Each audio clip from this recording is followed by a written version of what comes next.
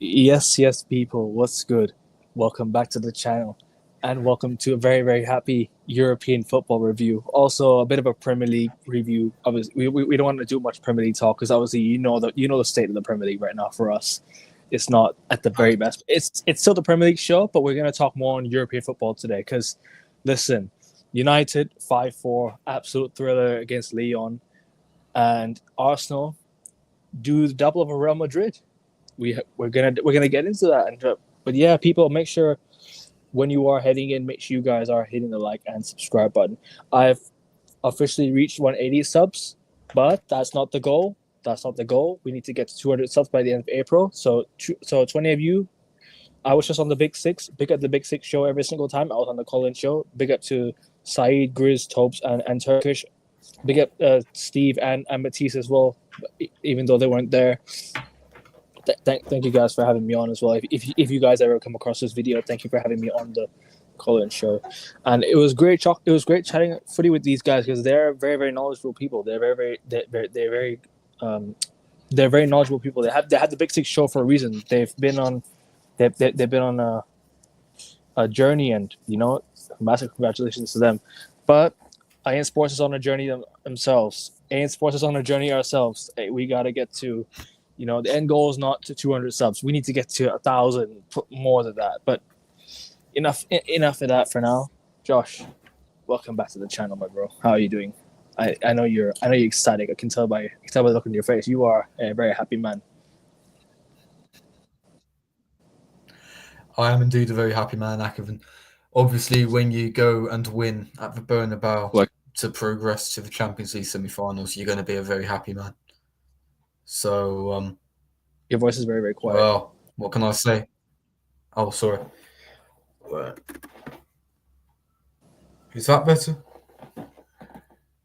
Oh, sorry. Yeah, I can hear you now. Sorry, it was my bad. Yeah, sorry about that.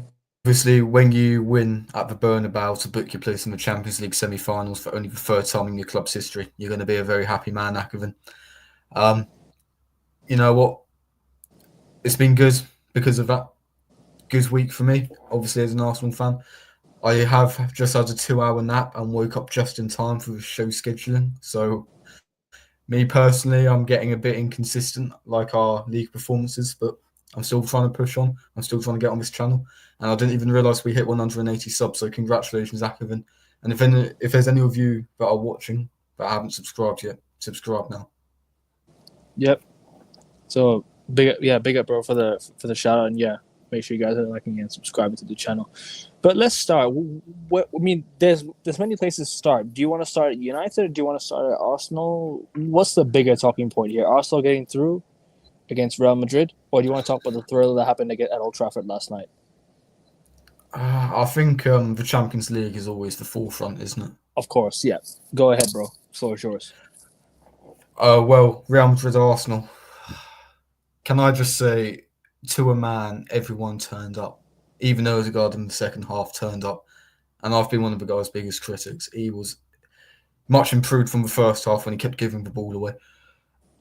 We could talk about the game. I think the game had a couple of instances that we could go through chronologically. Obviously, the missed penalty. I was really surprised we got that penalty, first of all. I was absolutely shitting bricks when I saw Odegaard with the ball.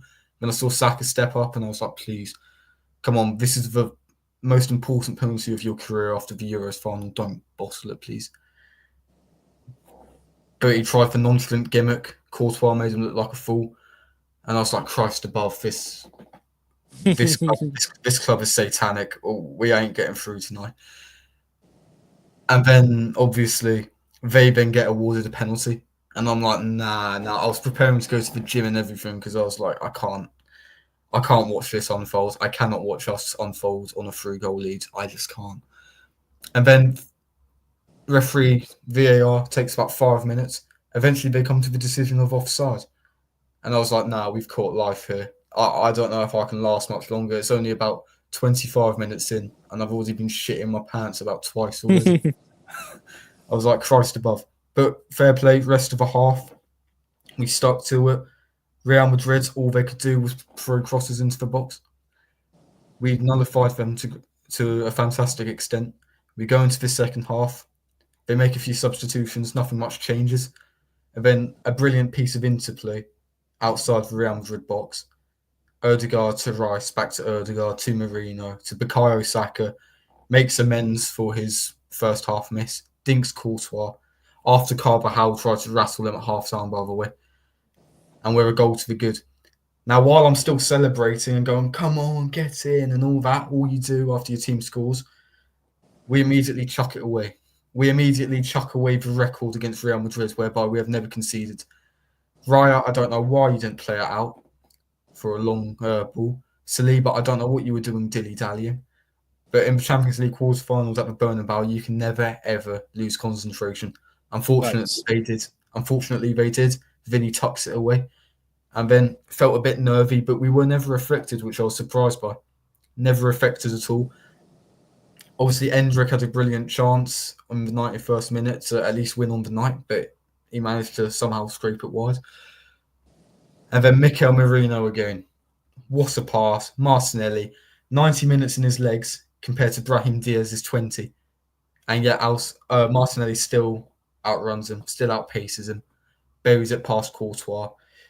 One of my favourite goals ever as an Arsenal fan, I will admit. I just dropped to my knees, prayed to God, thank you so much, even though I am agnostic myself. And I was like, we can genuinely win this. We can actually win this. And I'm sorry to sound deluded, Akerin, but genuinely, I think we have a real chance. We have a real chance. I don't know. You in the semi-finals. Of course you have a chance. You're one in 4 teams to have a shot at winning the Champions League. I don't blame you for saying that. Yeah, genuinely, we have a really big chance at this, and it's your best chance, actually, in my opinion. It's your best chance since 2005. 2006, sorry, excuse me, 06, my bad. Yeah, it's a massive opportunity, and I just want to say, I'm Arteta's biggest critic. If I temporarily stop my camera, you will see this. But if you somehow manage to deliver me the Champions League, if you not me, that's narcissistic. If you deliver this club the Champions League, yeah. statue, honestly, and fair fucking play. Because I thought we'd wilter like we did at St James's Park when we needed to overturn a 2-goal deficit in the Carabao Cup, like we have done the previous few seasons when we were in the title race. Yeah, but we didn't. We stuck to it. Real Madrid's completely nullified over the course of the 2 legs. Declan Rice, absolutely fantastic. I don't want to hear any Caicedo bullshit, yeah. None of this, we can't half turn and he can't pass forward. Absolute bullshit. World-class performance. Fucking brilliant. That's what you pay £100 million for, Akerin. Fucking great guy. And amazing. I could go through every player over the 2 legs. The likes of Lewis Skelly, 18 years old, Jakub Kivior. Thought we'd miss Gabriel. Apparently not over the 2 legs. He was fantastic. Saliba, that bozo moment aside, was impeccable. Timber, that's why I put him in the Premier League team of the year so far. A lot of people found it controversial, thought Ole Aina should have been in instead. That's why I put Timber in. If you watch Arsenal week in, week out, he puts those performances in, week out. Listen, only negative, obviously Saka's missed penalty. The fact that we did concede. Although I shouldn't be too picky because we are through, and only the first time in our history, as I said. But Party, man, why get that needless yellow cards when we were through? Why? That is the one blot on the copybook, the one main blot on the copybook. Because Akerin, we're going to miss him big time for that first leg against PSG. That midfield battle against PSG is so absolutely crucial. Crucial. Looking at PSG's midfield, Vitinha, John Neves, and Fabian Ruiz, that is a very, very good midfield 3. He's definitely going to be a big miss. So who do you play? Do you play Rice in the 6? Do you play Rice in the 8? Do you play someone else in the 6? Do you play Jorginho? I mean, that's going to be a massive, weakness on Arsenal. So I think that's going to be a bit of a weakness going into that game for Arsenal. I think they're going to be like, we're going to look at one of Jorginho. I think Jorginho will play, if I'm not mistaken. Or you can either play Zinchenko if he recovers. Yeah. And do you think Zinchenko has a good chance of playing the 8, or do you guys play him in like or do you guys play one or Lewis Skelly in the 8? Because you don't have much of an option, to be honest with you. No, we don't. Jorginho got injured against Brentford. I think it was a broken collarbone, although the chat may correct me on that. He's broken something. and I don't think he will be available for the first leg. And Right. to be honest, Jorginho up against that PSG midfield, I don't know if he can keep up anymore. Um, Yeah. I feel Zinchenko is probably the best bet at the six, at Mm. the eight, I should say. I mean, Rice, you saw how annoyed he was because I think he knew that he'd probably have to play six for the first leg, which I don't think was Yeah, his and Rice favorite is an choice. 8 for me. He's an 8 for me. I think Rice is an 8. Wow, I mean that's up for debate. I mean, he's so good in both aspects of the game. He could play either. Honestly, I think he's best suited to a traditional 4-4-2, but we You're right. don't see that in modern football anymore. So Mm. Yeah, you don't. with a six and Unfortunately. an eight, he's kind of like a 7.5. He's a seven. Is what I describe him as. So I don't That's know. fair. I just for me, I think you need to try and play Lewis Skelly. I think in the 8. I think it might work. Or you could either play what is. So you said Zinchenko is out, yeah? No, Jorginho. Or Jorginho's out. Okay, so you could play Zinchenko in the 8, or you could play Lewis Skelly in the 8. Because I think Lewis Skelly's been excellent when he's inverted the season. So I think you got to play him, one of them, or you've got to play, or you got to play two defensive midfielders, which is going to be crazy because PSG attack like mad. You guys know how much PSG throw everyone forward. Sorry, how much they throw everyone forward. Their attack for me is one of the best in Europe right now. If you look at balanced attack, that PSG attack is one of the best out there in Europe by a distance, because Barca's front three is the best, right? For me, if you look at balanced front three, it's Barca, Inter. They've got the best, but PSG are just right behind them, and their attack is deadly. Kvaratskhelia Kvaratskhelia. You know how good he's going to be. You know how good Ousmane Dembele has been this season. You know how good Desiree Doué is. Potentially, if you could bring Bradley Barker off the bench as well, you could bring Bradley Barker off the bench, bro. That PSG attack is stacked. Gonzalo Ramos. Stacked. Gonzalo Ramos off the bench. They've got a stacked attack, bro. A But really, we've really got good, Yuri and really good Timber. attack. Sorry. We've got Yuri and Timber. Honestly, that guy is absolutely incredible coming off the back of an ACL. But I hear you completely with PSG. We'll move on to PSG, their game against Villa. I think Emery solved that game. If you want us to move on to that, but Now, regardless, finish the Arsenal game first. I think we still yeah, got to talk about it. yeah, fair enough. Obviously, what you say about PSG is spot on with their attack and whatnot. Yeah. But at the end of the day, if you can keep Vinicius Junior quiet, if you can keep Kylian Mbappe quiet, if you can keep Jude Bellingham Yeah. quiet, if you can keep Rodrigo quiet, if you can keep Endrick quiet, Yeah. then you've got every chance in the world.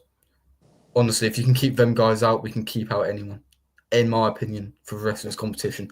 I understand Barcelona's attack and whatnot, but hey, man, we are genuinely such a good team structurally, defensively. Honestly, I'm so proud of the lads. That was. I hope I it hear means. you. I hope it means something. I really hope it means something because our performances over the last 3 years have warranted a major trophy, and we haven't got any major trophy yet. But we've got a real chance at this.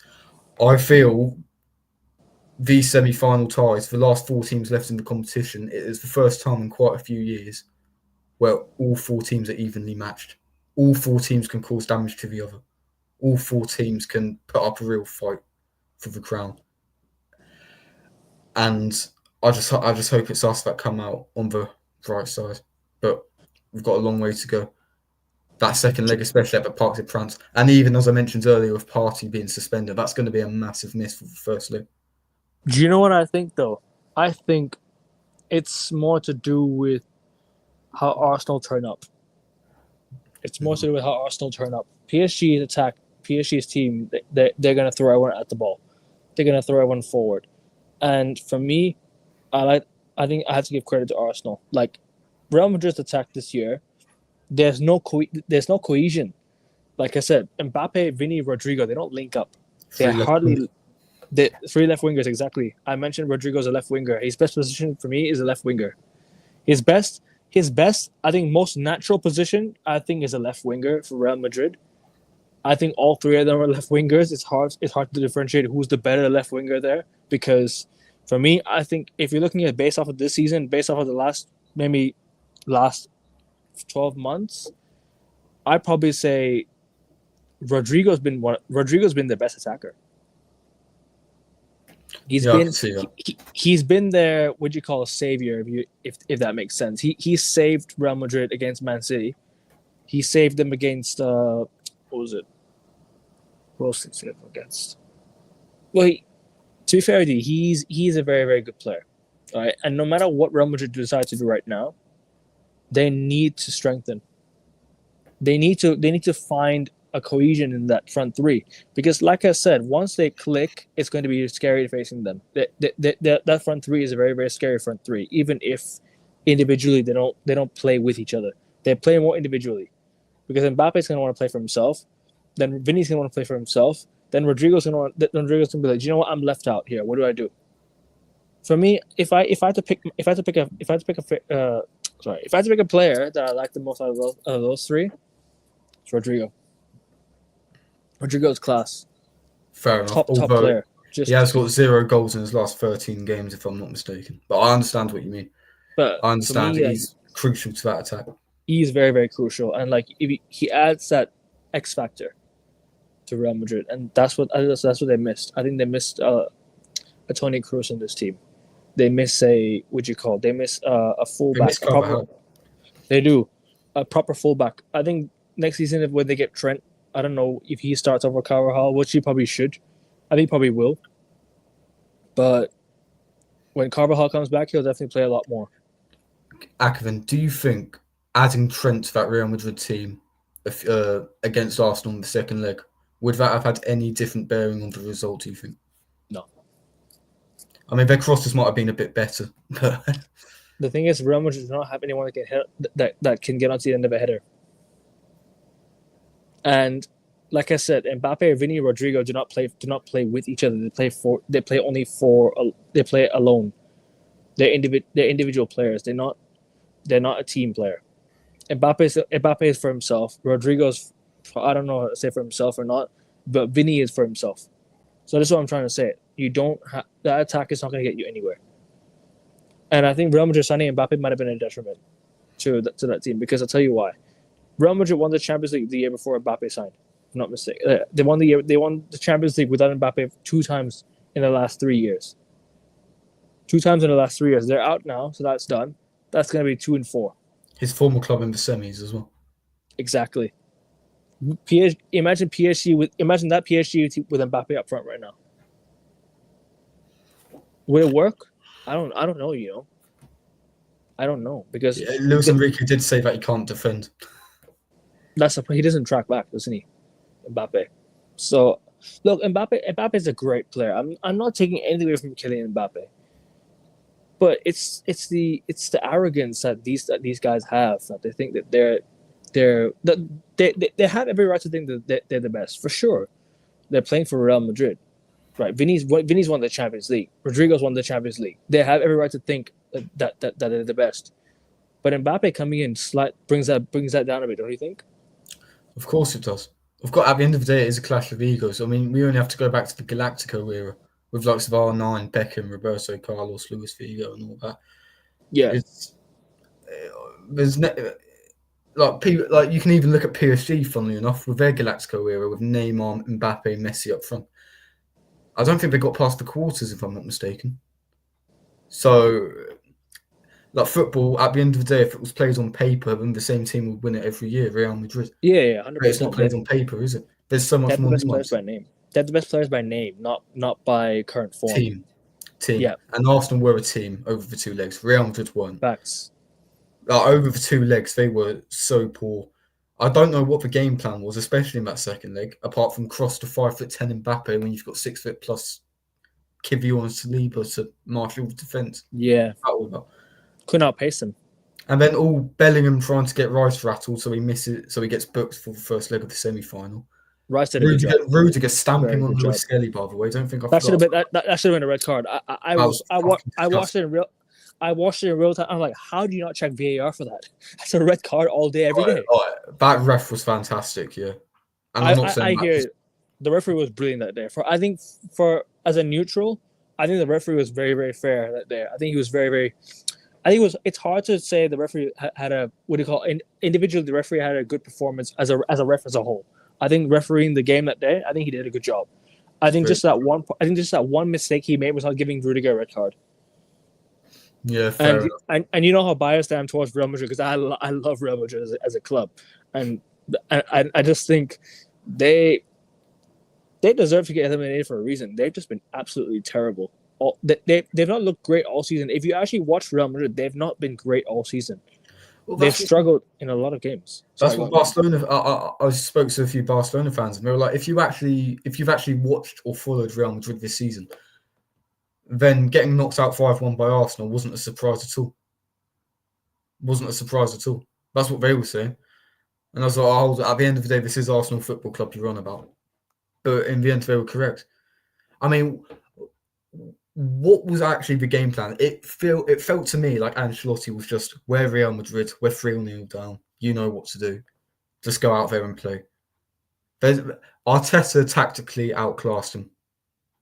And like I say, fair play. Because he got his tactics spot on and Ancelotti couldn't answer whatsoever. But from a Real Madrid perspective, I mean, this is disgraceful. This season's pathetic. I think there's reports coming out that Ancelotti is leaving after the Copa del Rey final. Yep, he's gone. He's gone, yeah. So Martinelli dagger, you know. Yeah, I was going to ask you actually before. What are your thoughts on Gabriel Martinelli? Because I think he's had an upwards turn on form. I think he's definitely sparked a bit of good run of form recently. I want you to, and I want you to elaborate on that because a lot of Arsenal fans have been very, very critical of him in the last, I'd say probably the last year, because obviously he's kind of lacked. He looked a bit off the pace. He's looked a bit not like himself. He looked unusually like himself. But I'd say the last few months, he's looked a lot better. But I want to know your thoughts on that. Well, Akevin, if you've got a good memory, you would remember that the first few times I came on this stream, my profile picture on StreamYard was of Martinelli's goal against Liverpool last season. I've always loved the guy. I've always found him fantastic, but for his performances over the last year, absolutely terrible. I'll take you back to the 2022-23 season. Yeah. He scored the most Premier League goals out of any Brazilian player in Premier League history. 15 goals. None of them penalties, by the way. But I feel when he got injured by Caicedo against Brighton at the back end of that season, and then he comes back and we're hyper-fixated on all this controlled football, controlled possession, field tilt and all that, which requires him to track back a lot more. Field tilt. Yeah, don't get me started. But that requires him to track back a lot more in that system and whatnot, which therefore has a massive effect on his overall attacking play, not just his goal contributions, but his overall play from an attacking sense, having to bomb up and down the wing, essentially playing as a wing back, because him and Saka essentially play as wing backs, especially when we're out of possession. So I think that affected him negatively. And he got phased out by Trossard at the end of last season and at the beginning of this one. But since his injury against Newcastle in the Carabao Cup second leg, he has been bang on form and fair play, because Jurgen Klopp said he's a generational talent. If you get recognition like that from Jurgen Klopp, you're a fucking good talent, you know? I mean, he's put Trent in the slow cooker how many times they faced each other? Speaking of Jurgen Klopp. Sorry, go on. But Martinelli, he's always had the talent. I've always loved him. He's had a difficult year, but he's performing brilliantly again. And we're going to need him if we are going to deliver European glory. Yeah, which is something I didn't think I'd say. 100%. I will speak on Jurgen Klopp. I just wanted to, give a bit about. I just wanted to give a bit of not inside news. I saw something the other day, or yesterday, I should say, that Klopp is apparently linked to Real Madrid, heavily linked to Real Madrid. Apparently, that they want him to take over Ancelotti. I don't think he'll take over Ancelotti after the Copa del Rey final yet. I think he'll take over Ancelotti at the end of the season. I think it makes more sense. Um, but regardless, that just says everything you need to know. The Real Madrid season is falling apart, and it's a massive issue for them. They need to sort it out.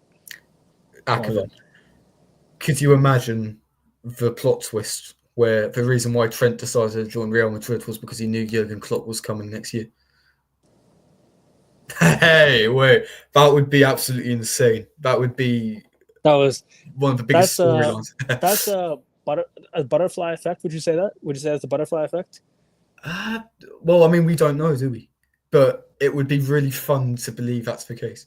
But Because he's been linked with Real Madrid a few times when Klopp was there yeah, at Liverpool. So maybe this is the time now where they reunite. I'm like, do you know what? This is the time. Like they're bringing Trent. They Real Madrid know that they've got Trent. They know that they've got their guy. Now it's yeah. about getting that new manager in. Because I think, do you know what I think Ancelotti should do that? I think he should stay to the end of the season. There's no point leaving now when you still got so much left to play for. There's You no still have point getting rid of him after the Copa del Rey. No point. no point. You should keep him to the end of the. You should keep him to the end of the season because, bro, they've got a league title to face. They've got a league title left to play, right? And they've got a Copa del Rey final. If they win the Copa del Rey, you know what? I don't blame him for going out. Then I don't blame him. If he leaves Real Madrid on the Copa del Rey, fair enough. It's a good way to go out. You win a trophy and you leave. That's a better way to leave. If you lose the league title at the end of the season, it's gonna kind of hurt because you've given Real Madrid so much. The most successful manager, I think, in Real Madrid's history. I think he's the most successful manager in the history by a distance. So, yeah, people, I will get to the chat in a bit. I just want to get my points across first. Yeah. So, Prime, I will send you the link, but we are running short on time because Josh just has to leave in like 15 minutes. So we're. Oh no, don't worry about that. You can continue with Prime. Don't worry about that. Okay. No, I'm sure you'll have a lot to talk about with Legia Warsaw. So. No, don't worry, Prime. No. Chelsea are good. They're in the semi-finals just like us. So yeah, all three teams to win the European Cup. They should. Hopefully, man. But I wanted to address something quick. Go on. How significant is that Trent transfer? Has their search for a new manager been influenced by the fact that they've got Trent now? And they've seen under Trent how good he was under Jurgen Klopp. Yeah. Does that play a part in their thinking? Do you think, Akoven? Because me personally, there's something going on. I think Trent signing has had a big impact on Real Madrid's search for a new manager. But I don't know what your thoughts are.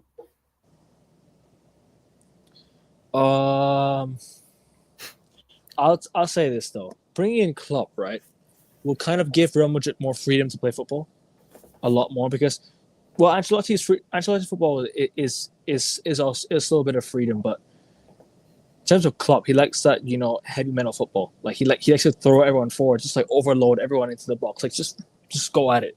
Like he's that type of manager. He wants you to go for it. Like, bro, he literally brought Curtis Jones, Connor Bradley. He literally brought in Harvey Elliott, and he brought these guys, and he's like, do you know what? You guys go express yourselves. Klopp is that manager. He wants his players to express themselves, and that's what footballers have trouble on doing nowadays because it's all systematic.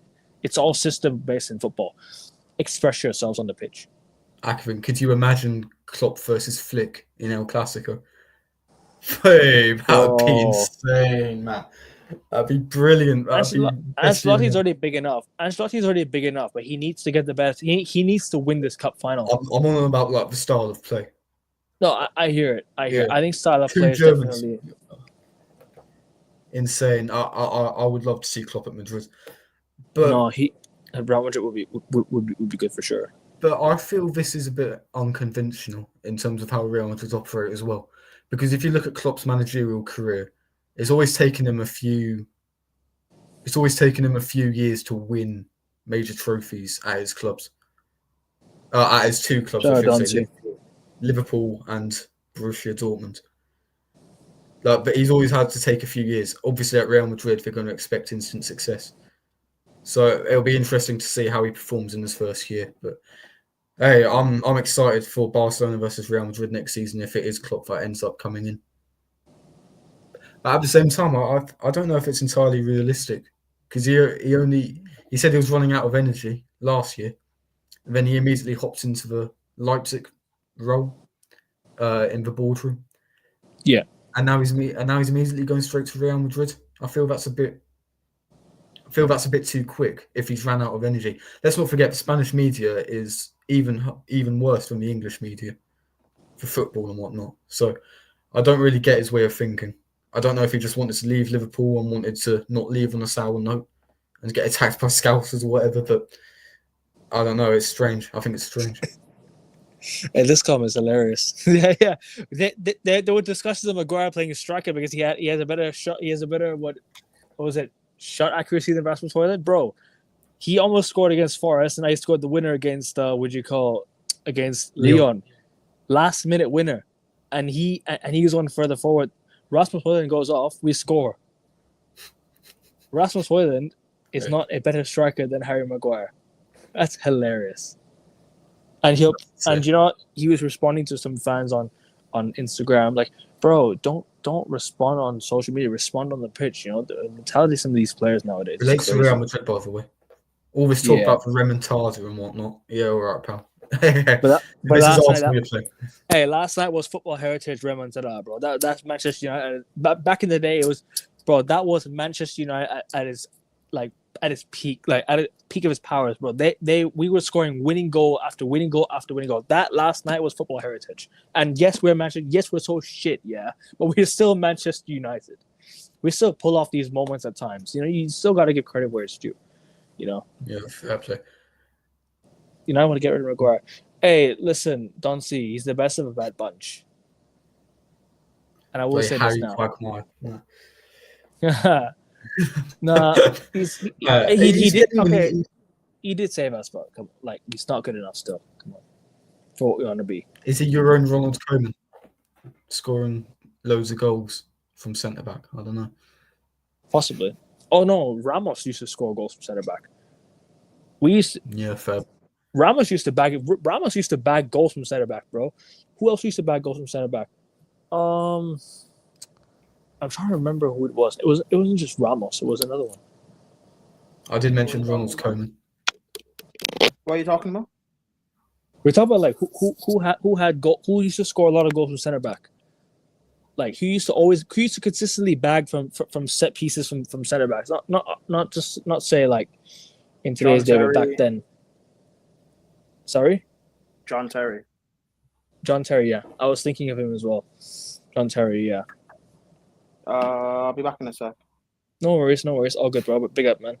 But yeah, his transfer is ironic. Yeah, of course, Don C. It is ironic that he saved us, and people were talking about him being a better striker than Rasmus Højlund. And there you go. He just proved it last night that he is a better striker than Rasmus Højlund.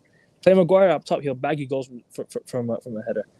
John Terry used to score goals from centre back. Yep, he used to score goals. Ramos used to score goals from centre back. Who else used to score goals? It was not just John Terry. It was another one. Is everyone forgetting Ronald Koeman? It was another. Sorry, who was it? Ronald Koeman. Not Ronald Koeman. I'm forgetting his name. He used to bag goal. He used to score goals. Chat will know how good. He used to score. Sol Campbell, maybe Sol Campbell. Yeah. Not here. Can I join the convo? You can join the convo in the chat, bro. Engage with us in the chat, man. Talk to us in the chat, bro. Leave your stuff. Leave your comments in, and you know we can definitely talk. We can definitely talk in the chat, 100%. Big up, bro. Big up every single time. I thought Højlund, he did, yeah. Okay. I thought Højlund was okay. Well, Højlund had a I'll say this. He had a better game, much better game than in his past few like performances. Like Rance made this point on his stream. Shout out Rance, yeah. The bar is solo at United. It's like little passes here and there, less wrestling on the pitch, you know, less barging defenders.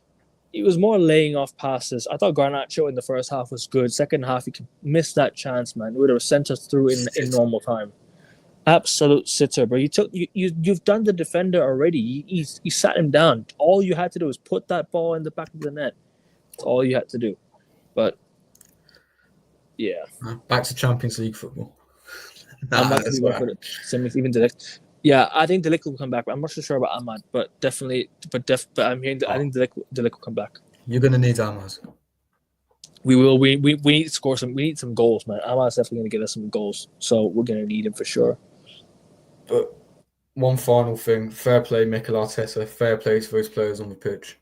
Absolutely fantastic, historic night, and we have got a real chance of winning this competition. So let's go all out, and also beat Ipswich on Sunday. Because if we lose and Liverpool win, they've officially won the league. So at least postpone it by another week. you want to get the guard of honor, right? Oh fuck that, man! No, after Van Persie, that's so humiliating. We had to give him the guard of honor back in 2020. Yeah, you did. All this stuff, all this shit about class. I don't think United would have done a guard of honor for Liverpool though, because it's the rivalry thing. Nah, I think we can't. Liverpool never done one for us. We can't do it for Liverpool. It's not right. Well, no, but when you won league titles, you never played Liverpool after you officially won the league, so they never had the chance to see. You never had the chance to see. But I think you would do. I think it's like a class thing. Like get respect likes on social media. We don't respect them. We don't respect them. Hey, he's getting a bit big now. Hey, okay. I'll let you off, Akavin. You enjoyed a great night. Most fails hate watch of all time from my perspective. But hey, my club just went through against Real Madrid, so I'm peachy as well. We're all happy. Fairs. But I want to say this about Arsenal, right? You guys tend to do better at home first than away afterwards. I think you're better off playing at home first against PSG. Arteta said the opposite because in the press conference. Do you know why? Do you remember when you played Villarreal in the Europa League? You guys played away and then you went back home. You guys didn't win. It's funny you say that, Akavin, because in the press conference earlier today, Arteta admitted that he'd rather have played at the Parc des Princes in the first leg, despite the fact that Partey suspended. Now, I know the guy's OCD and crazy and whatnot, but I think he's even more insane for that statement. At the end of the day, just need to try and put them to bed in the first leg and get the job done at the Parc des Princes, same way we've dealt with Real Madrid. Man, I'm excited, man. We've got a real chance at this. We have got a real chance. And hey, if we do get through, we need revenge for 06. Eto's offside equaliser and whatnot. The likes of Don in the chat will know. But if it's Inter as well, I think Inter will probably be.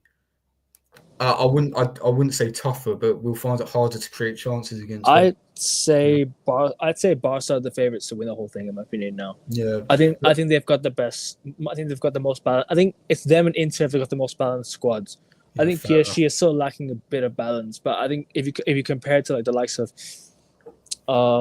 Inter or Barcelona, it's hard to separate the two. Who has the most balanced team? I think Inter definitely got a balanced team.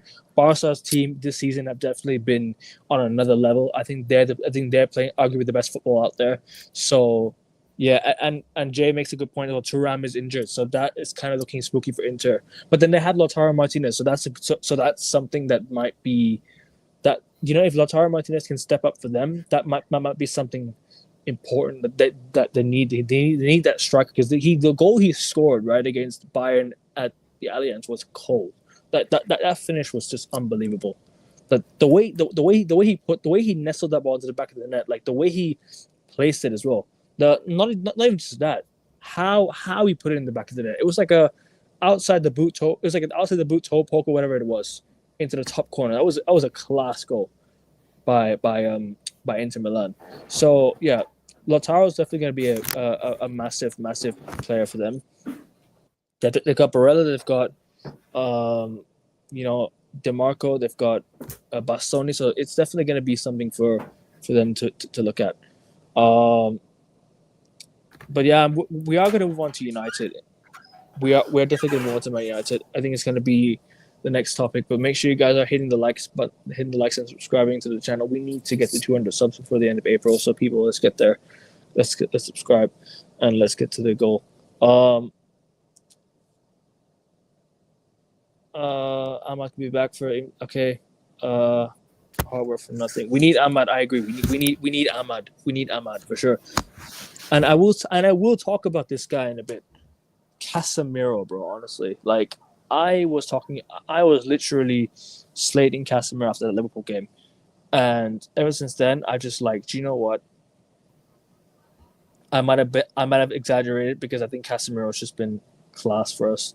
Whenever he plays, he's put in a really really good shift this season. It's hard to say Casemiro's been awful when you've got these crappy players around him, not doing the dirty work like he does. He's always the one that steps up. He got us 3 goals last night. He was the reason why we scored 3 goals last night. So fair play to him, and fair play to United. I guess we got the job done. No God of Honor, let's lose and get over with. Don't remind me. This guy wrestling hurt.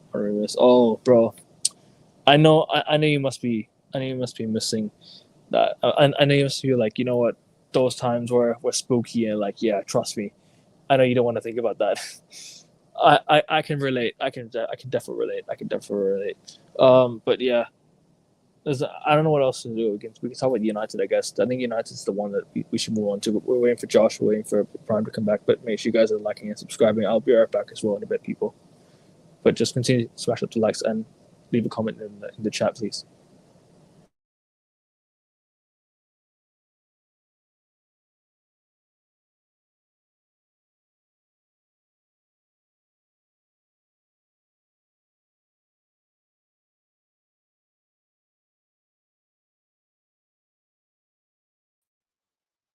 I'm back, lads. Is anyone else okay?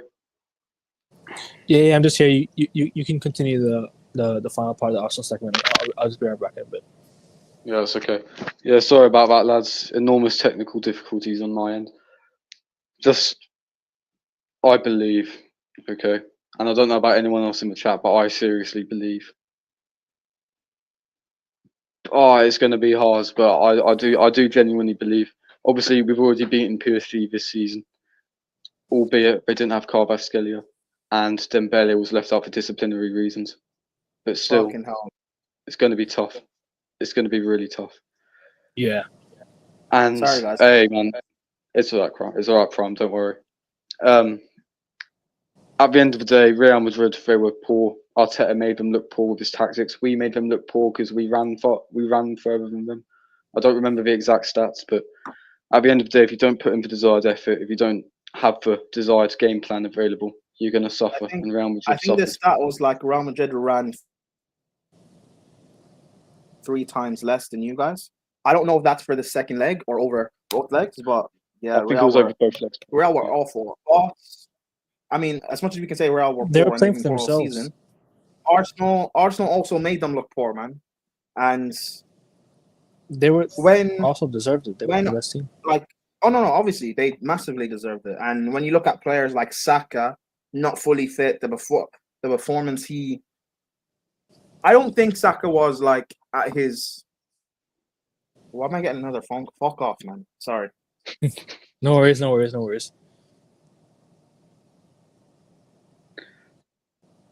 Whoa. Before Prom gets back in, yeah, Saka wasn't 100% fit and he did miss that penalty. But he was still dangerous all night and he still responded. Finally got his Bernabeu goal. Very happy. That's a great mentality he's got for. Like I said, he's missed the 3 most important penalties of his career.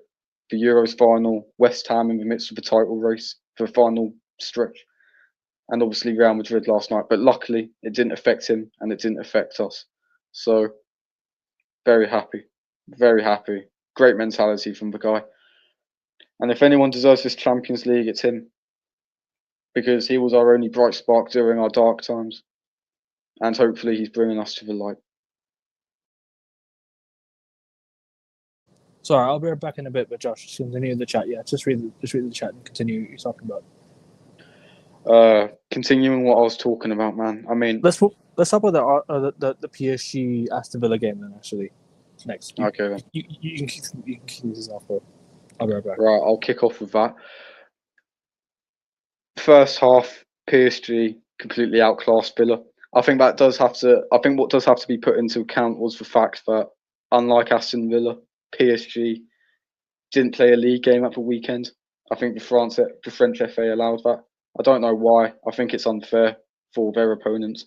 But then again, Villa did play Southampton, so wasn't much different. But regardless, I feel second half Villa did amazingly well to bounce back, and then Emery completely threw the game with his substitutions. I don't know why Rashford came off. I understand the McGinn yellow cards, but at the end of the day, he was by far their best midfielder.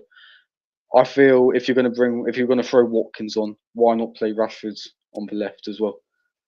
Because Emery wanted the balance, which makes sense. But bro, this Watkins guy is not as good as what people make him out to be, bro. He had a purple patch, or not a purple patch. He had a great season last year, but he's not that good. It's really not. Fair enough, Prom. Do you want to elaborate on that? The fact that Rashford, who people don't rate, has been managed to bench Watkins shows massively poor on Watkins' part, bro. I think if Villa sell him in the summer, it'll be interesting.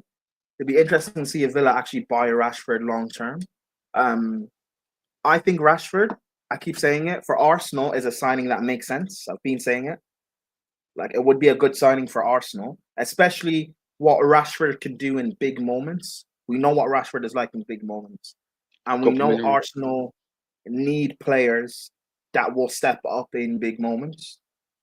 Like, I know Martinelli was good in the second leg, but he has been poor this season and even last year.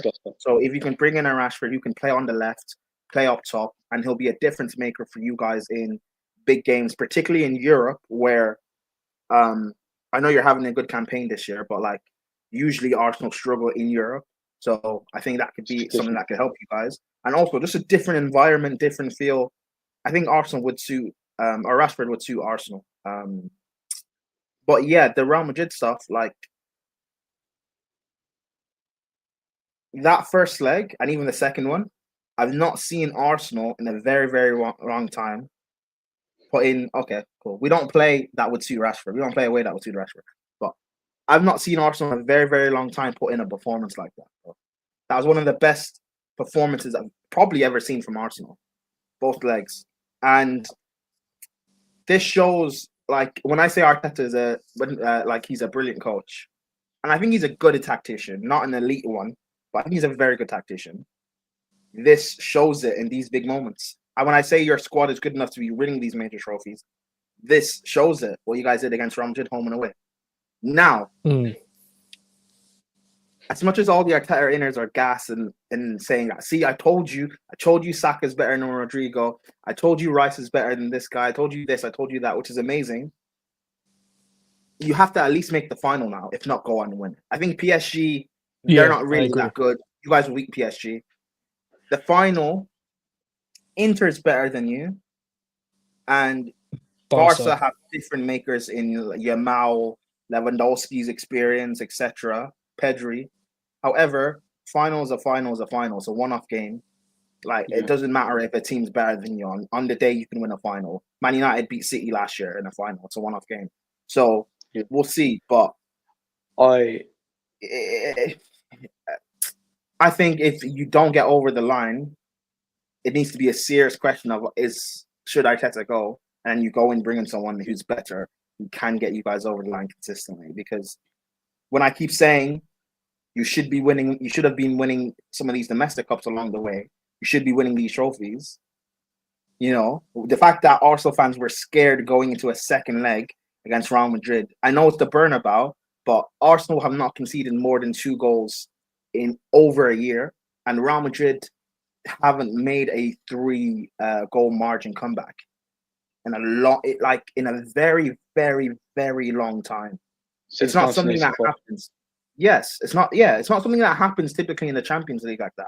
I know people will mention what Liverpool did against Barca, and people will mention the La Remontada, Barca versus PSG, but those are only 2 examples. It's not common. No one expected Liverpool to do what they did, and no one expected Barca to do what they did against PSG, because these things don't happen that often. You know, we look at Villa. They didn't complete their comeback against PSG. Dortmund didn't complete their comeback against. Yeah, but that's what I'm saying. I don't know Almost. why I don't know why he headed that ball, man. He should It have just didn't. smashed it. Shouldn't But have that's headed my that point, ball though. It's right in almost. front of goal. But even Yeah, it's still, fine margins, man. Barca are not good defensively. PSG are not good defensively. So it makes sense why a Villa or a Dortmund could almost do that. Arsenal are one of the. I say Arsenal are probably the second best defense in Europe. I think Inter are probably ahead of you, and I think Arsenal are ahead of Atletico. Just in terms of like, who do I trust in a 90-minute game to defensively see out things? Real Madrid are not great against low blocks like that. They have players that love running into space, love transitions, but Arsenal weren't going to give them those transitions. Vinny's been poor this year. Mbappé's been awful this year. Rodrigo's been poor. They have no midfield creativity. Like, it was always just going to be Arsenal going through, and it's annoying for me as a rival that loves Arsenal tears. It's annoying because for me the best bet to knock out Arsenal in this semi-final was Villa. PSG, they're going to give you all the space to work with in the world, and you'll have 100% fit Saka to ball out. So, for me, the best bet to beat Arsenal now is Inter Milan in that final, because Barca, I don't trust. In a one-off game, I don't know what Barca, because Barca love the high lines. But Hansi Flick's coaching in the final is class, though. Like, Hansi Flick, for me, I know, but tactically, like, he's one of the best managers in the world. I know, but it's a one-off game. I don't care how good everyone thinks you are. It's a one-off game. Anything can happen. Pep is the best in the world, or the best of all time, and Ten Hag outclassed him in the final. Anything can happen. So if I'm Arsenal, if I'm Arteta, if I'm the players, even the fans, you shouldn't be scared now. If you guys are truly this good, you go prove it in the final, go win. Honestly, bro. Because this is it from. What else do you have to lose? You're not on the people are talking about what you guys did last week in the Liga, not of drawing. Who cares? The title's done. You're not going to drop below second. Just focus on this semi-final and final. Save Saka for that semi-final. He doesn't really need to play much in the league anymore. And wherever, listen, I don't want you guys to win it, but whatever happens, bro. I've come to accept that Arsenal will at least be in the final. So once you get to that final, it's unless you guys do what Spurs did in 30 seconds, you have a chance of winning it. So for me, I've kind of accepted it. Rivals are still hoping Arsenal will get knocked out, so they haven't accepted it yet. But for me, I'm like, it is what it is, man. I think Arsenal. This is where Arsenal's road comes to it. And I think the Champions League. I might be wrong. I might be right. We'll see. But PSG have so much talent. Like, it's hard to bet against PSG when they've got that midfield. That midfield, the balance is really good. I like the midfield. The midfield is solid. I don't think that midfield is as balanced as you think that it is. And don't forget, Partey is suspended for the first leg. Partey's not making a difference. I'll be right. They won't need a Partey. They'll be fine. You know what's funny? No, you know what? I disagree. PSG. You know what PSG needed in that second leg against Villa? They needed someone like Ugarte to just break a play. Because PSG's midfield is brilliant on the ball. It's brilliant at keeping the ball.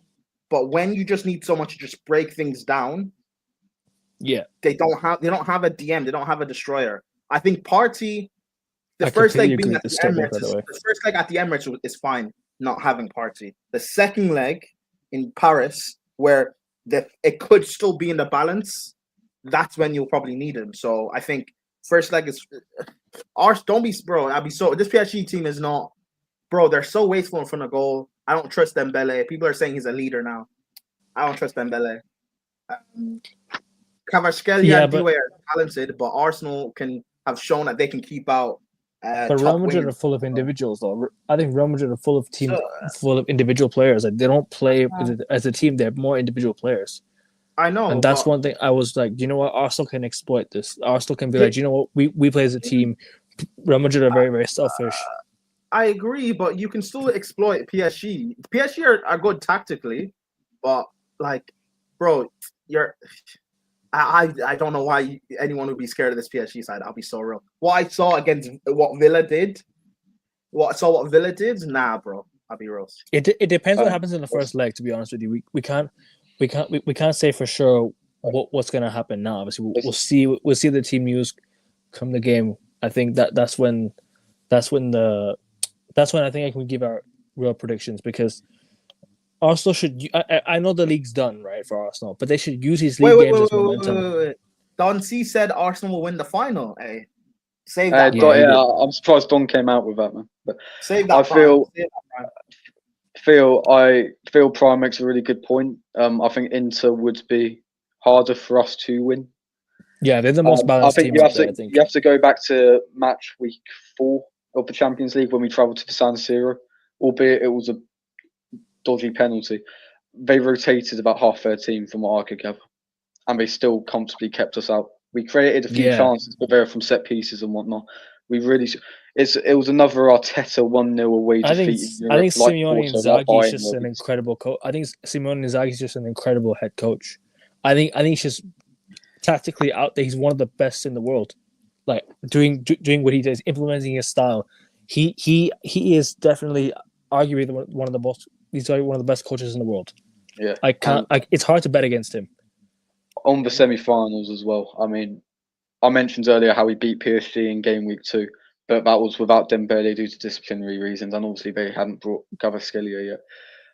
But we have proven we can beat them. I think Partey is a massive miss. It was such a stupid yellow card to get. That is the biggest blot of the copybook.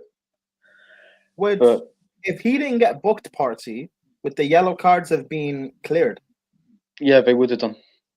Oh, wow. That's why Bellingham was trying so hard to get Rice booked. Actually, I don't think so. Because I think you have to get a certain amount of. I think you have to get a certain amount of yellow cards in the Champions League to get yellow game suspension.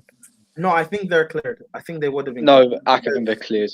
They're cleared. Partey, man, like first leg at home, I still think you guys are going to be fine. I'll be real. PSG,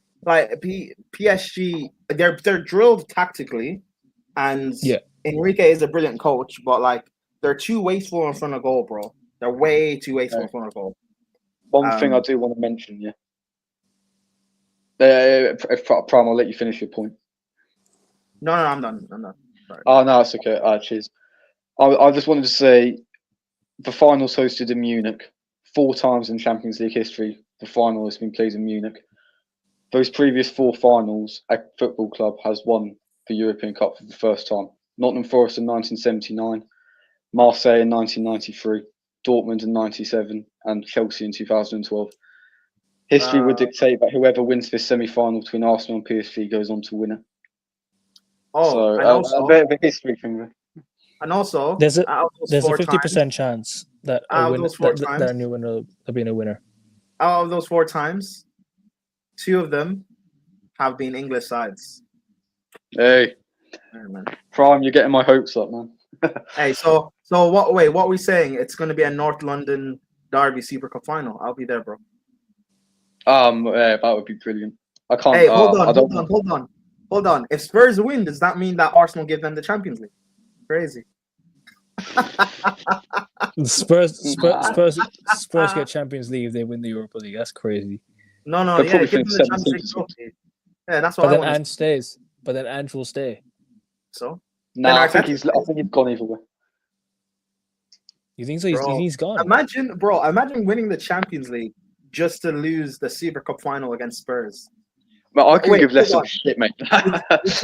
Would you take that? Don'tsy, you're in the Champions League. Would the Arsenal fans accept that? I'd fucking accept that because we've got a Champions League in our cabinet. Well, does it count but it doesn't count if you lose the Super Cup to Spurs. I'll be real, bro. It doesn't count. No, it doesn't count. But you still have to win a European trophy to get there. So it doesn't count. It doesn't count. Bro, Prime. I don't care. I don't care if we lose like 6-0 in our remaining league games. Just like when Liverpool won the league during COVID, your Champions League title will have an asterisk. I'll be real. Gonna have an asterisk.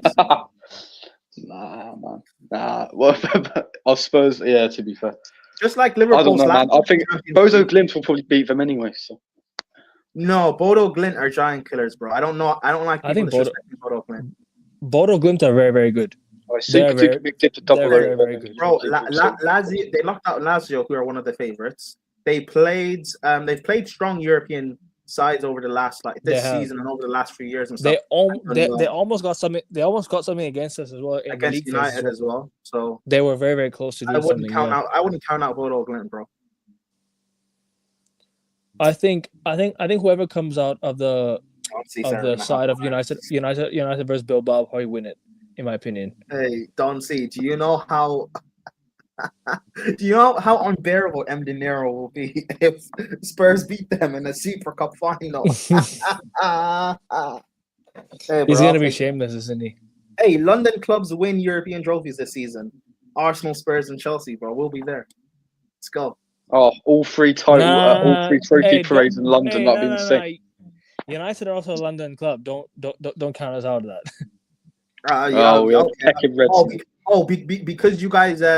Because you guys bottled it and you did you out remontada the remontada. Whatever, man. No one cares. Man, talk about remontada, bro. You out remontada the remontada, bro. No one cares, man. 120 minutes at Old Trafford is a long time. It is. It is a very long time. And 11 years without league title is a long time as well. Hey. 12. Oh, it's 12. Oh, my bad. 12. I'm not getting a part of this convo, man. We'll move on to Bayern Inter. I'm making jokes, but Chelsea are almost a decade, so. Exactly. So at least we won a Champions League a few years ago, bro. What's your excuse? Rice emulating Kante. I'm glad you won that Champions League. Oh, by the way, speaking of Rice, I told people what Rice is doing for Arsenal. Performances now. I'm not talking about him scoring the 2 free kicks and taking corners. Just the performances he's doing. He did this at West Ham, and people said he wasn't good. So when people are saying now he's world class, he's been performing like this at West Ham. When I was telling people he's one of the best DMs in the league, and he's up there with Partey and Casemiro and Kante, and people were telling me no, he's been doing this, bro. I think if you do it against Real Madrid in front of the watching world, you're gonna have more people on your side, aren't you? No, but I'm not just talking the Real Madrid performance. He's been doing these performances for years, is my point. But just because he's at Arsenal now, people want to respect that he's been doing this. So Declan Rice is amazing, but Man United. Yeah, we need to talk about Man United, man. We talk about United, man. You hate when I'm right. I'm unbearable. Hey, listen, I just hate that Rice is at Arsenal, bro. Because listen, I'll run slander because I have to. But just if we're being real, why are you showing the Arsenal badge? I'm just saying, Prom. I'm just saying we've got Rice. Is there? Wait. Show it again. Show it again. But nah, I'm all right. Do you want to carry on with your point, man? Go. No, there's no Champions League star there. It's crazy, bro. Crazy. Crazy. You're meant to be a big club, by the way. All right, May 2025, Prom. I don't know. Maybe. 2025. All right. I can hope and when you don't win it. All right, you've admitted you think we're getting to the final, and like you say, it's a one-off game. So. Okay. I'd like to talk about the last night's game as well. Obviously, United 5-4 against Lyon. I need to talk about it as well. Yes, we could be having the worst season ever as United, right? But one thing that we are, right, is that that last night was football heritage at its finest. Genuinely, it was football heritage, bro. United used to do these last minute winning goals every time. We used to do it. We used to do Fergie time, bro. It was nearly every single week. Fergie time happened. Name me when under Fergie you guys played a poor European side. You went 2-2 in the first leg. Second leg at home, you went 2-0 up. Bottled it, went 2-2. They got a man sent off. They went 4-2 up. And then you went 4-4. And then you scored the 5th goal in extra time. When did that happen under Fergie? That's Satanism. That is pure Satanism.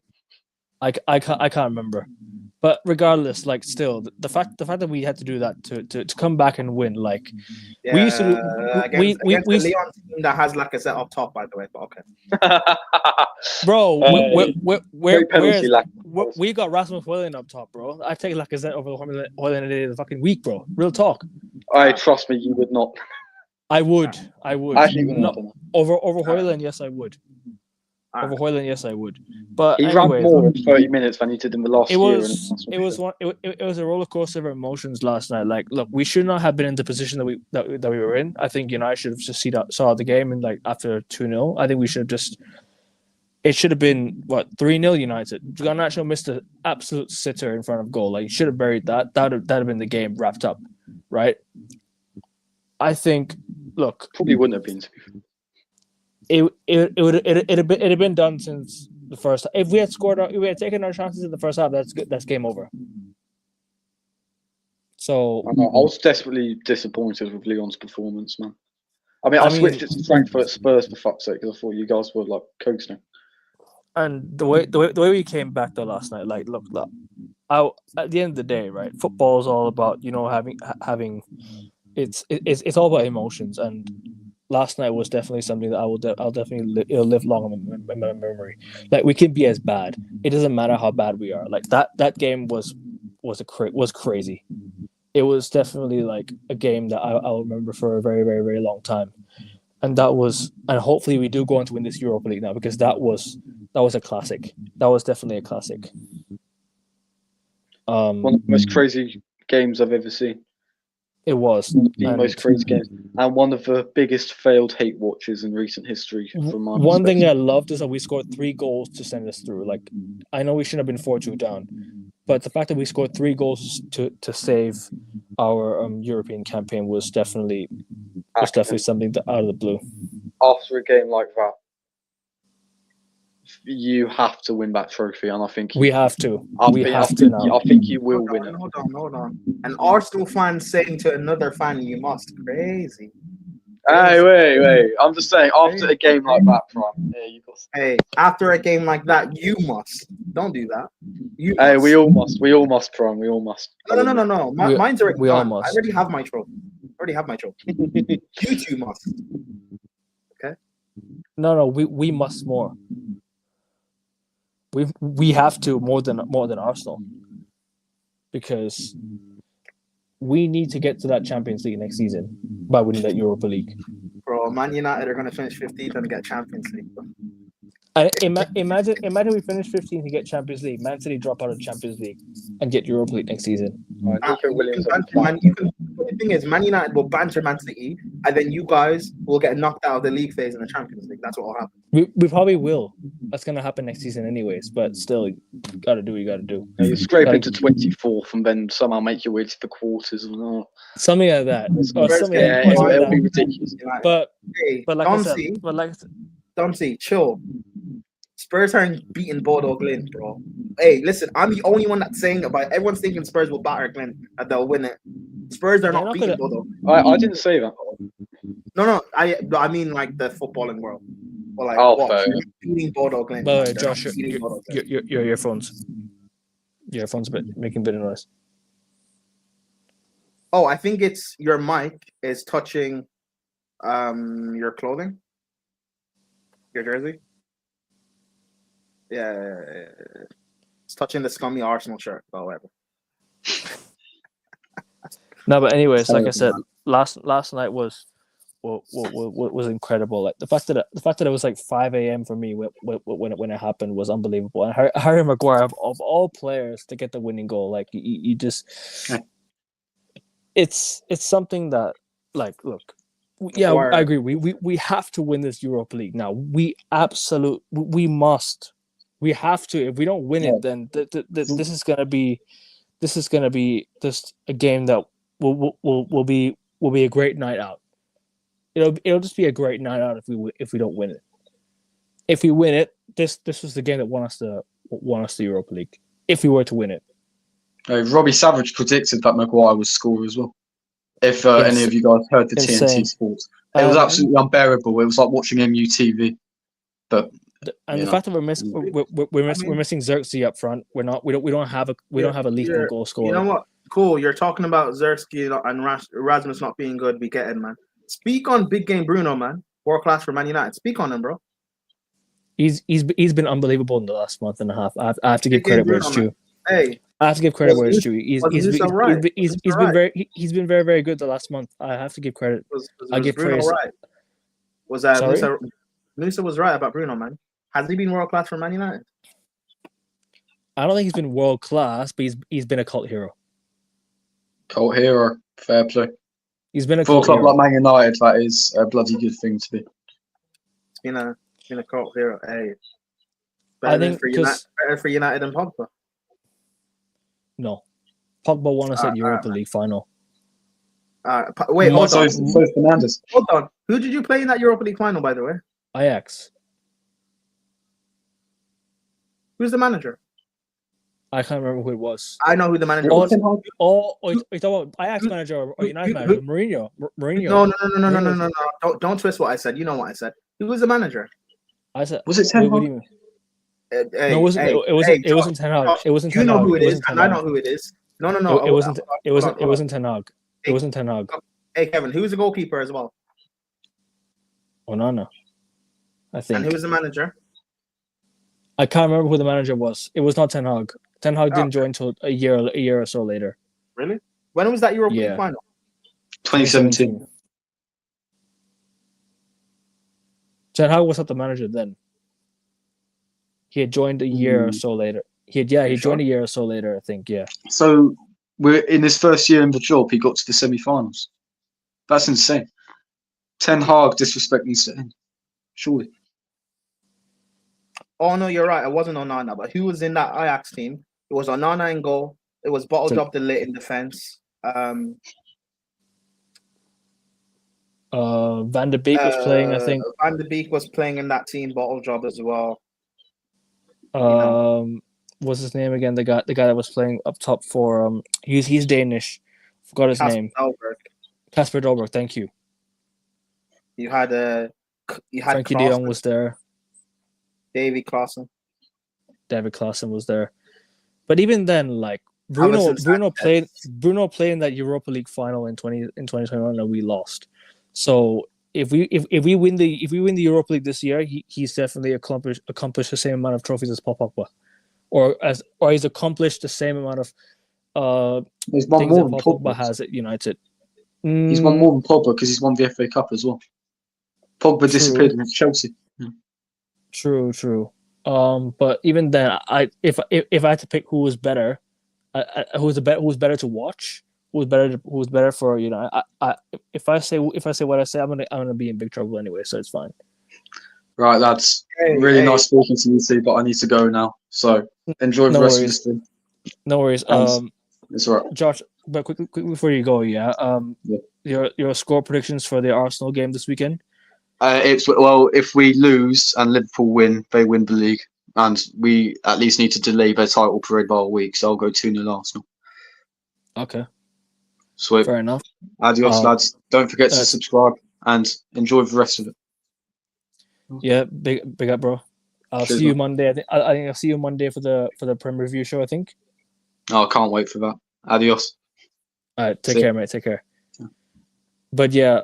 As I was saying, like last night was definitely, it was class. It was a great night. But we have to win this Europa League now, man. We must. And it's Bilbao are not an easy side. They've got some really good players in that team. They've got Nico Williams. They've got what's the name? They got Inaki Williams. They have, but they've got some really good players in that team. So it's gonna be. Definitely gonna be easy. Unai Simon in goal. So I don't know. I'm talking about Bilbao. You guys think you'll beat Bilbao?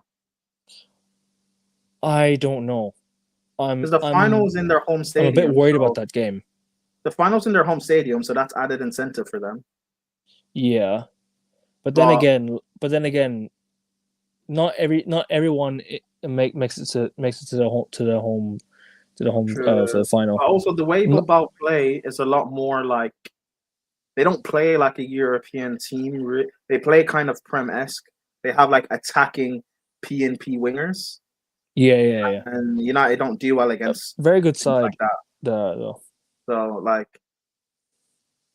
it'll be interesting. United, one thing United have, whether they're shit, well, you guys are shit.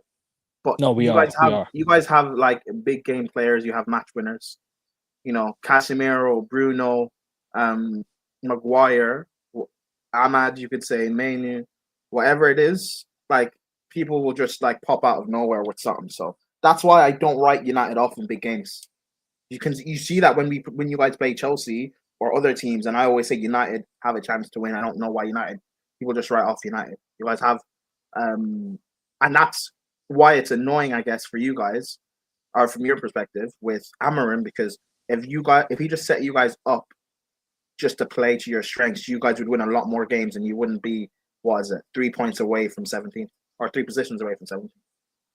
No, we're not having a great Premier League season. And I'll tell you this right now: the way that Amram's but the way he's kind of come in and he's sort of set us out to play in the Premier League has not worked at all. Not worked one bit. So that's one concern I have. I was hoping that this new manager bounce would be a thing because, like, do you know what it is? The players are not great, right? But if you want to sell these players, you get good value for them. You need them to play well if you want to get rid of them, because no one's going to want to buy them, and they're on expensive wages as well. So, yeah, it's not going to be easy to sell these players. At least I hope 8 players are going in this summer, so that's a plus. Players that are running out of contracts, players that are on loan with the obligation to buy or have an option to buy, potentially leaving. I think you guys might get Sancho, so he's pretty much gone. Rashford might go Villa. Anthony could leave. That's already 3 players. Malacia might go back to Netherlands, so that's 4 already. Lindelof leaving. Evans leaving. Ericsson leaving. That's already 7 players. Plus Tom Heaton's going to leave, so that's already 8 players. So, but that's not going to be enough. That's not going to be enough for us, anyways, to spend in the summer. Like all these players leaving, it's not going to be enough. We're going to have, if we win the Europa League, it's an £87 million transfer budget. Apparently, if you win that Europa League, which is not massive compared to what we need in today's day in terms of how much we need to spend in today's day with the inflation and everything. But I mean, that hopefully that adds to the transfer budget that we could have in the summer. Hopefully, it adds to what we could spend. But even then, like, I don't know who will spend on what we will spend on. So we'll see. But yeah, like I said, last night, incredible. Like it was 5 a.m. when it happened. Unbelievable night. Night I'll never forget. Hopefully, I continue this and win the Europa League. Man, we have to win it now. But yeah, no, Ajax manager was Peter Bosz. Yeah, I remember that, Peter Bosz. Bilbao have a good team. And Sanchez, yeah, good players. But I think that's all we have for Europe. I don't know what else to talk about. Barca went through quite easily, I guess you could say. Second leg, they weren't really up for it. They just lost 3-1. That's their first loss this year, if I'm not mistaken. So that's crazy. That's their first loss in the Champions League this year, actually, I think, which is mad to even think about. Tottenham won away at Frankfurt. Yeah, that was a big win for Tottenham. I thought they were going to lose and get knocked out by Frankfurt. I can't lie. I thought Frankfurt were going to go through. I thought when Ekitike scored that goal, I was like, "There's no way Spurs go through now. They're going to go. They're going to win this."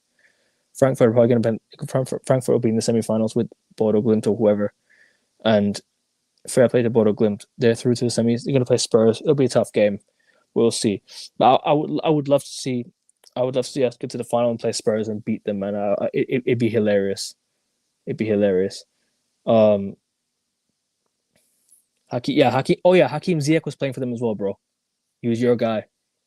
Yeah. He was playing for them as well. Not my guy. I've never rated Ziyech, and I never wanted him at Chelsea. But I'm talking about he was like your player. Like he was. Yeah, I know. But what else is there to talk about? I guess we just go Premier League predictions and we'll wrap up. Oh, can I just say, United fans that are being annoyed about what Henry said need to grow up. Henry didn't say anything wrong about Euro. I'll be so wrong. About Lenny Euro? Lenny Euro, actually, people talk about Lenny Euro having a good game last night. I thought he was poor last night, Yeah, but it's easy to rewrite. I thought he was... Because people are gassed about the year 4 year of the game, but it's easy to get gassed. But Euro did the weekend where he got beat for that goal, and he was looking for the linesman and stuff. Like Henri's right in terms of defenders need to stop doing that. Like it's embarrassing. Why are you watching the linesman? You know it's a goal. Henri's right, but people are getting onto because people want to protect Euro because he's a kid or whatever. They're getting onto Henri. Like shut up, man. People need to stop doing that. No, I hear it. People need to stop getting so offended at everything, man. Because like it's literally like nothing. It's not that deep Like for real. you're defending Euro because he's a kid, but when it's Garnacho, everyone wants to slander him, and Garnacho's also young as well. Like no, bro. If you're playing first team football, like what Rand said, if you're old enough to wear the shirt, you're old enough to get praise or hold smoke. Like I don't care. And that's not saying Euro shit or whatever, but it's like No, you you. shouldn't. It's embarrassing. Why understand. you look for the line? You know you got beat. You know what's a goal. Why are you trying to look for the lines? And it's embarrassing.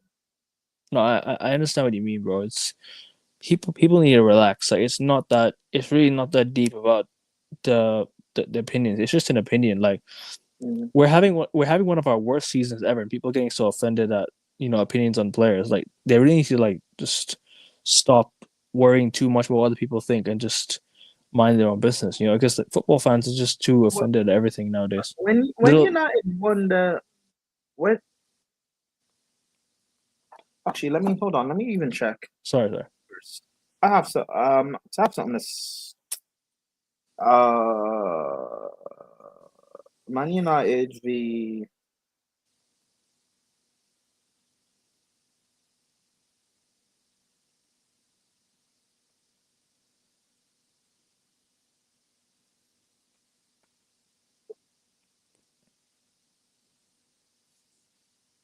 Sorry, what you can ask me? I can answer it. I want to check something. I might be able to answer that. Oh, good. So he didn't play. If it's about United.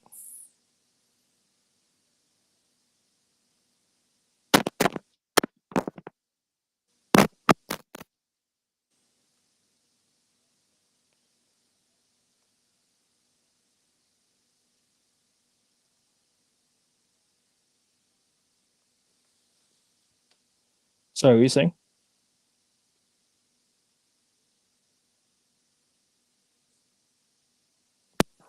Hear me? Yeah, I can hear you. Every final United have won since they've bought Luke Shaw, he has not played. Yeah, he's not played. He didn't play in the Europa League final. He didn't play in the he played in the Carabao Cup final. He did. Which one? The 2023. He played there. The one that you won against Newcastle. Yeah, he played. He was one that delivered the free kick. He was one that put the free kick in for Casemiro, bro. The Carabao Cup final where you beat Newcastle. Yeah, he was there. He played. He was one that assisted Casemiro for the goal. This is the wrong lineup. Man United v Newcastle. Is it 2024 Carabao Cup? 2023 Carabao Cup? 2023. Luke Shaw assisted Casemiro from the free kick. The Newcastle. What? 2023. Yeah, Carabao Cup final. Luke Shaw assisted Casemiro from the free kick.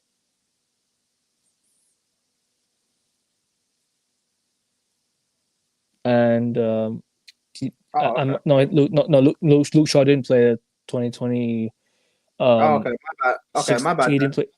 No, it's good. He didn't play the FA Cup final 2016 because he was injured for the whole year. He was out for a whole year. He broke he snapped two of his legs. I know. I was gonna say that United's best bet of winning this is if Luke Shaw doesn't play. But fair, you've already won one with him, so. He came on and ruined the whole thing last night, bro. We were cruising and he came on and just everything fell apart. Like he was the reason why we can see all 3 goals. In my opinion, last night. We've lost 3 games.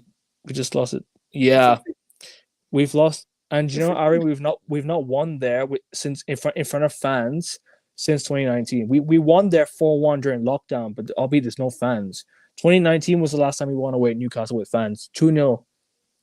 Lukaku was one who scored for us that day as well, and Rashford scored for us that day.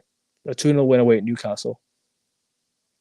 That Ole Gunnar Solskjaer run that we had that got the fans gassed up for absolutely nothing.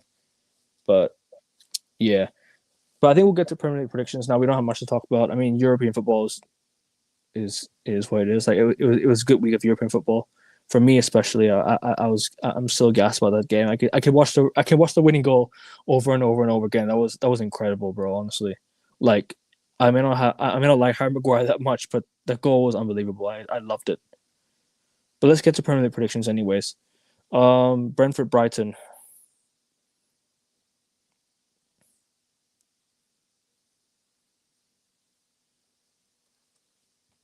You there? Yeah. We're doing Premier League predictions now. You want to get to it? Sure, we can do Premier League. Or do you want to talk about the Chelsea last night? Do you want to talk about Chelsea as well? I didn't watch it, and I don't care. We were 3-0 up in the first leg. I don't care. So I don't watch it.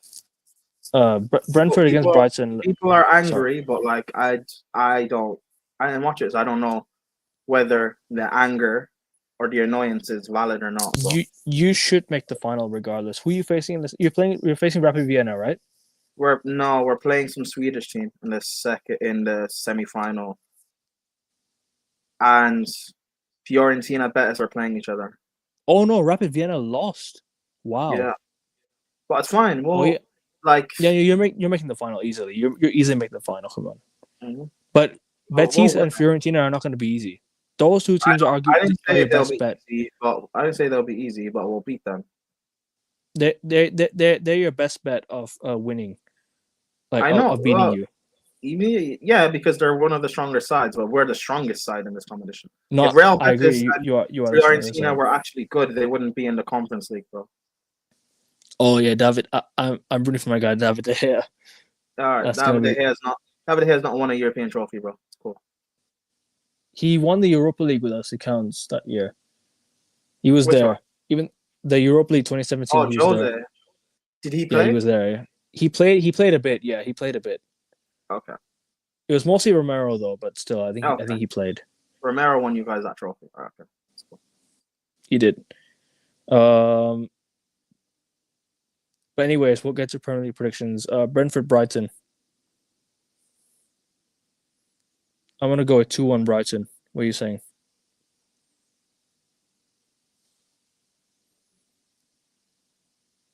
What'd you say?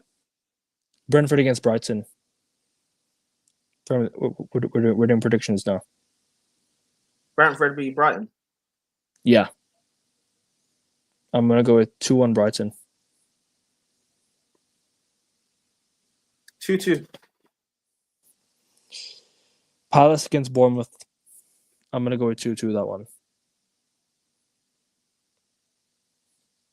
2-1 Bournemouth. Everton Man City. I'm gonna go 2-1 Everton.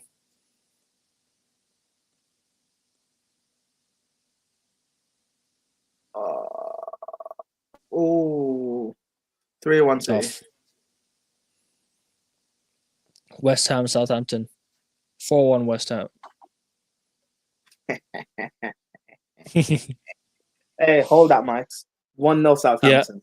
Oh, by the way, happy 40th birthday, Fabianski, as well. Oh, happy birthday, Mike's dad. Yeah, happy birthday, Mike's dad. Yeah. West Ham Southampton. I'm gonna go 4-1 West Ham.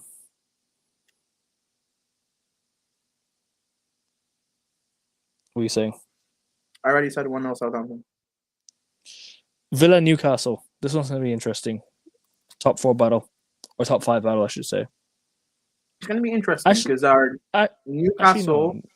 Newcastle already there. Are Villa gonna be like on a down because of what just happened midweek? Because emotionally, that will take a lot out of them. So, or will Emery just get them to keep going because they can still win FA Cup and they can still get top 4? So, I don't know. Villa are tied with you guys on points, but you guys have the better goal difference. And City, they're 1 point off City, they're 3 points behind Forest, 5 off Newcastle, and 9 off Arsenal. I'm gonna go with 2-2 draw.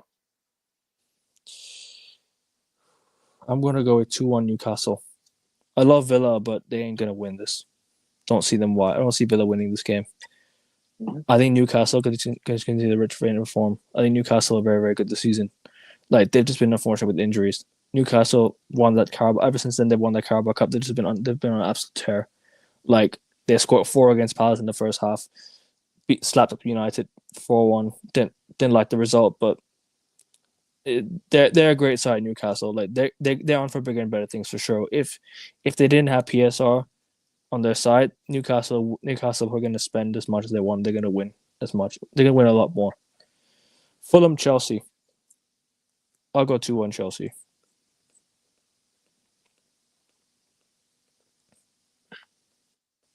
Who's Fulham's goalkeeper? Leno, I think. Yeah, Leno. Oh.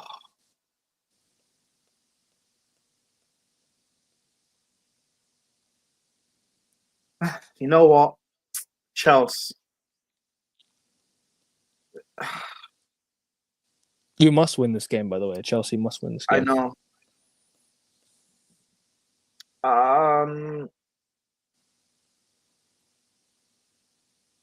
I don't know. I guess 2-1 Chelsea. I don't really have. I don't know. I'm just saying. Yeah, Chelsea. I don't know. Yeah, I'll go 2-1 Chelsea.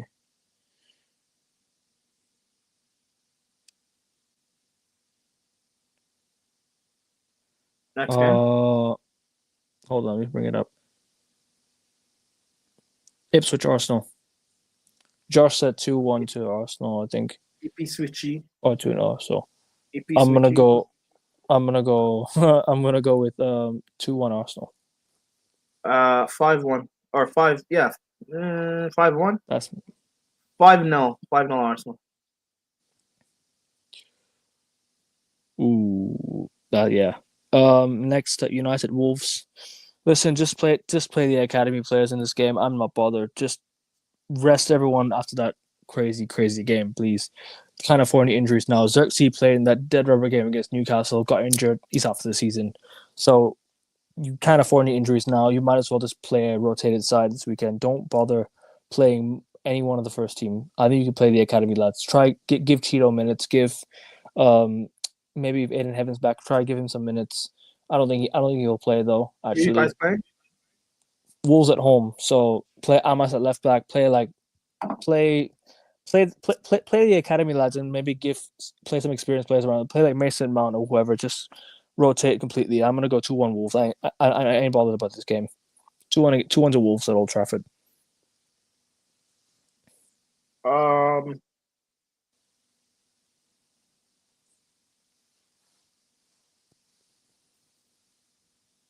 3-1 Man United. Actually, I'll go 2-1 United then. Why not?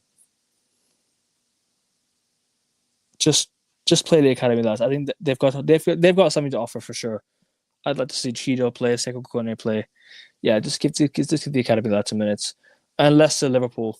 That's going to be the title wrapped up for me this weekend completely. Like this is going to be the game where Liverpool will be crowned champions. I think 4-0 Liverpool or 5-0 Liverpool. Leicester are complete absolute shite this season. Where's the game?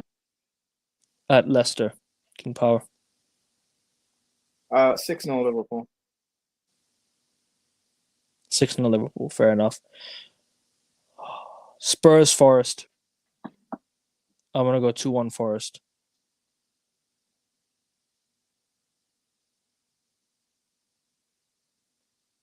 Where's the game? White Hart Lane. Yeah, Tottenham Hotspur Stadium. I'm gonna go with 2-1 Forest.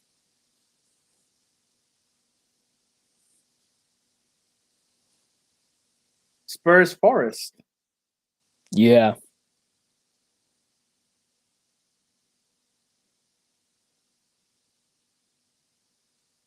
Two 1 Forest. Yeah, I went for the same. City Aston actually, Villa. no. Sorry, what are you gonna go for? 2-2. Fair enough. City Villa. I'm gonna go 2-1 Man City. Or no, should I go with no, I'm gonna go can Villa win this game? Wait, City Villa. They need to win the City. Both teams need to win this Are game. you sure? No, you said Villa Newcastle. No. Villa have a double game week this week because you remember the FA Cup semi-final weekend. They're Oh, playing so have you done? they're playing the Oh, double they're game week playing this week. midweek. Yeah, I know. yeah. So did you do all the weekend games? Now we ain't predicting those midweek games. We're just going to do this one, and we'll leave that one out. We'll review them next weekend.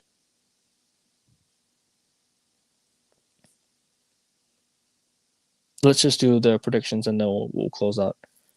We have 3 midweek games this week. Actually, we have there's Spurs Forest, City Villa, Arsenal Palace. So City Villa, I'm gonna go with 2-1 to. No, fuck it, 2-1 Villa. Why not?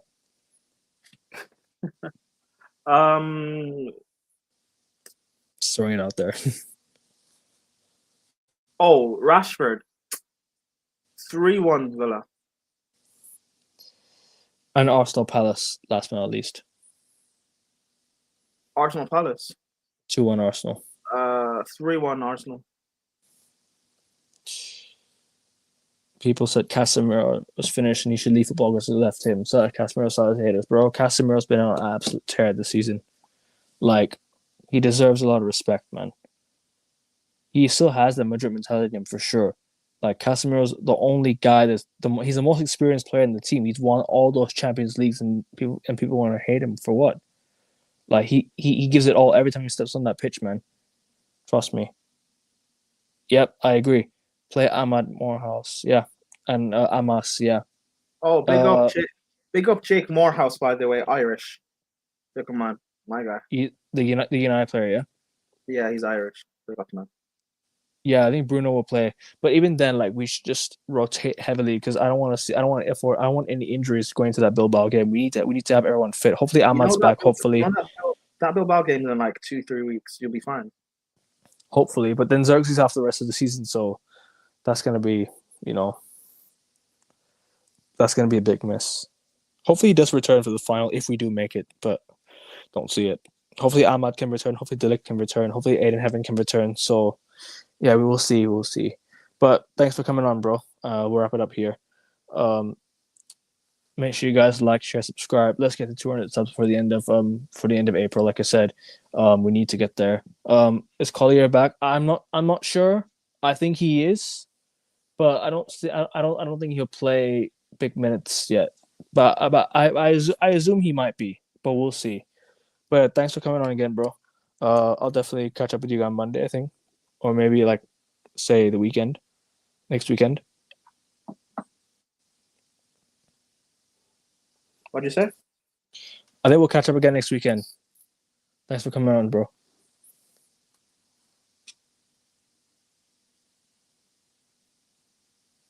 Wait, say that again? Thanks for coming on the show, bro. Big up every single time. No worries. Thank you. No, that's all good, man. It's all good. Yeah, thanks for tuning in, people. Like, share, subscribe. We're out. Take care. Peace. Ineos in.